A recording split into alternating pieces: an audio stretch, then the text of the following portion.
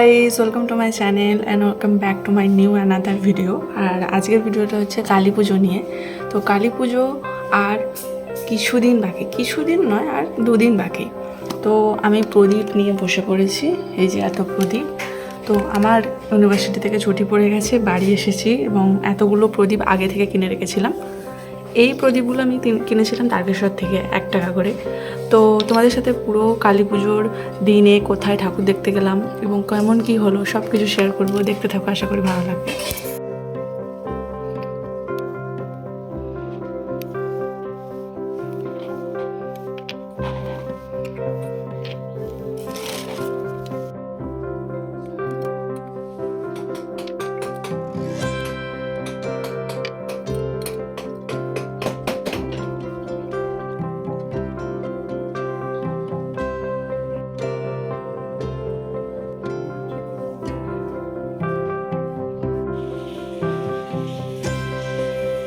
প্রদীপের এই ডিজাইনটা আমি একটা ভিডিওয়ে দেখেছিলাম এবং পার্সোনালি আমার খুব ভালো লেগেছিলো। এই প্রদীপগুলো সাদা করে তারপর লাল জবা আঁকা। তো তারপর সেই দিন চলে আসে কালী পুজোর দিন। সন্ধেবেলা আমরা সবাই বাড়িতে প্রদীপ বাতি জ্বালাই। তো আমি যেহেতু এই প্রদীপগুলো বানিয়েছিলাম, একটা ডিশের মধ্যে নিয়ে আমি প্রদীপগুলো ছাদে লাগাচ্ছিলাম। তারপরে একটু সাজুগুজুও করেছিলাম। অফকোর্স দীপাবলি বলে কথা, দিওয়ালি, দীপাবলি, কালী পূজা সব আছে। তো আমি এবং মা তারপর হরিপালে গিয়েছিলাম ঠাকুর দেখতে এবং হরিপালে অনেকগুলো ঠাকুর দেখেছি, তোমাদের সব কটা দেখাবো। তো যাওয়ার পথে কৈকালা চৌতারায় হচ্ছে এই প্যান্ডেলটা করেছে, যেটা খুব সুন্দর। কিছুটা বিয়েবাড়ির থিম লাগছিল, কিন্তু ভেতরের থিমটা ছিল বৃদ্ধাশ্রম। সেখানে বিবাহ পর্ব এবং সব কিছুই দেখানো হয়েছে এবং বাচ্চারাও অনেক ছিল এবং লাইটিংটা খুব সুন্দর করেছে। আমাদের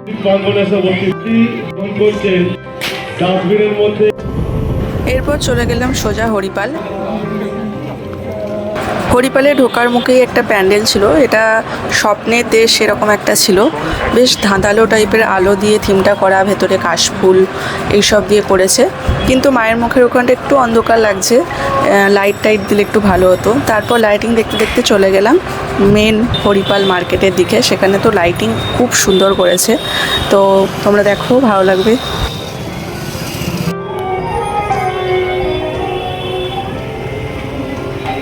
পলিক্লিনিক হয়ে গোপীনগরের দিকে দুটো ঠাকুর হয়, একটা সামনেই পড়ে, তারপর কিছুটা দূরে একটা বড় ঠাকুর হয়।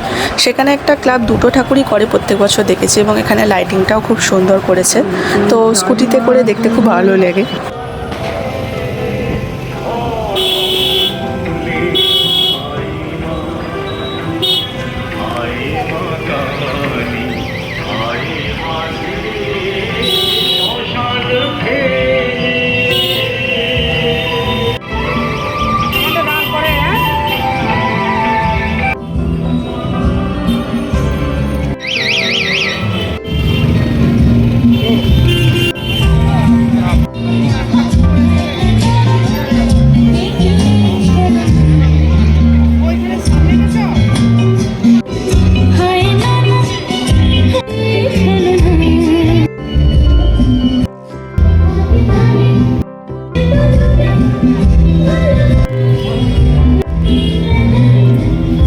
এখানে একটা ছৌ নাচের থিম হয়েছে এবং প্যান্ডেলের চারপাশে বিভিন্ন রকম ছৌ নাচের ড্রয়িং আছে এবং ড্রয়িংগুলো সত্যিই খুব সুন্দর।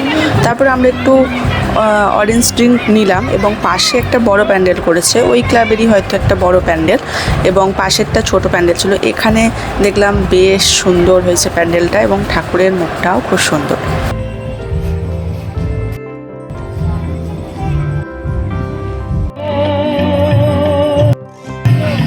এটা হচ্ছে ডাক বাংলোর মাঠ এবং এখানে থিমটা পাখিদের নিয়ে, গাছ কাটা নিয়ে এবং ন্যাচারাল বিষয়, যেটা ডিজাস্টার মানুষের জন্য হচ্ছে, তো সেটা নিয়ে একটা থিম করেছে এবং এখানে পুজো হচ্ছিল দেখলাম এবং এখানে মায়ের মুখটাও খুব সুন্দর।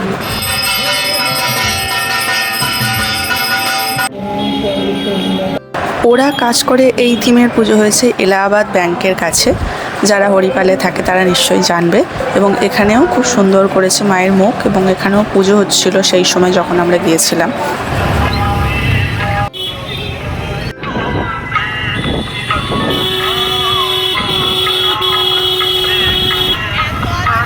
এরপর চলে গেলাম হরিপাল কলেজের কাছে। সেখানে রুদ্রশক্তি একটা ক্লাব আছে, সেখানে ঠাকুর হয় এবং এবারে ওখানে থিম করেছিল তিরুপতি টেম্পল। টেম্পলটা খুব সুন্দর করেছে এবং লাইটিংগুলোও খুব সুন্দর, প্রচুর ভিড় ছিল ওখানটা। তো যাই হোক, আমরা একটু স্কুটিটা সাইডে রেখে কিছুটা হেঁটে গিয়েছিলাম।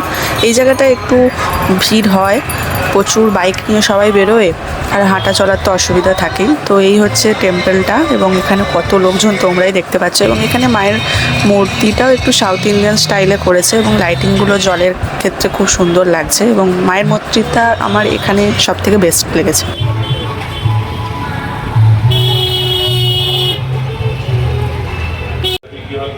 ওই রাস্তা ধরে এগিয়ে গেলেই থানার কাছে একটা ঠাকুর পড়ে এবং এখানেও খুব সুন্দর প্যান্ডেল করে এবং এটা দেখেও মনে হবে একটু বিয়েবাড়ি থিম, কিন্তু এখানে অনেকটা এলাকা জুড়ে হয় এবং খুব লাইটিং দিয়ে খুব সুন্দর করে ফুল টুল দিয়ে সাজায়।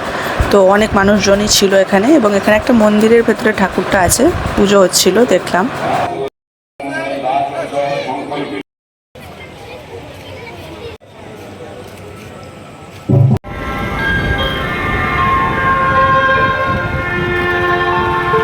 থানার কাছে ঠাকুরটা দেখে এবার চলে যাব আমরা গুরুদয়াল স্কুলের কাছাকাছি এবং গুরুদয়াল স্কুলটার কাছেও অতটা যেতে হয় না, তার আগেই একটা ঠাকুর হয় এবং এখানেও একটা থিম করেছিল বাস্তবতা নিয়ে, যেখানে নরক দর্শন এবং স্বর্গলোক, মানে নরক থেকে হঠাৎ স্বর্গের দিকে যাব এবং এখানে একটা নারায়ণ বা ভূতের কিছু সিন টিন করে, প্রত্যেক বছরই করে দেখি। তো এবারেও খুব সুন্দর করেছে। এরপর যখন গুরুদয়াল স্কুলের কাছাকাছি যাব, সেখানে গিয়েছিলাম জ্যান্ত দুর্গার একটা শো চলছিল কিছুক্ষণ মানে এই 5-6 মিনিট হবে এবং সেখানে আমরা একটু লাইন দিয়ে দাঁড়িয়ে দেখলাম এবং শোটা খুব ভালো ছিল এবং সব মিলিয়ে হরিপালের ঠাকুর দেখা খুব ভালো লাগলো। এবং হরিপালের কালী পুজো আমরা প্রত্যেক বছর দেখি এবং এখানে কালী পুজোটা খুব সুন্দর করে। অ্যান্ড বারাসাতের পুজো আমি কোনোদিনই দেখি না, তাই হরিপালের কালী পুজো যদি না দেখি তাহলে সত্যিই মনে হয় কিছু একটা মিস গেল। কিন্তু হ্যাঁ, আমি তাই হরিপালের কালী পুজোটা দেখা বেশি প্রেফারেবল, কারণ আমি হরিপালের কাছাকাছি থাকি। সো ব্লগটা এখানে শেষ করলাম এবং তোমাদের কেমন লাগলো অবশ্যই জানিও এবং ভালো লাগলে like, share, comment down below, and never forget to subscribe.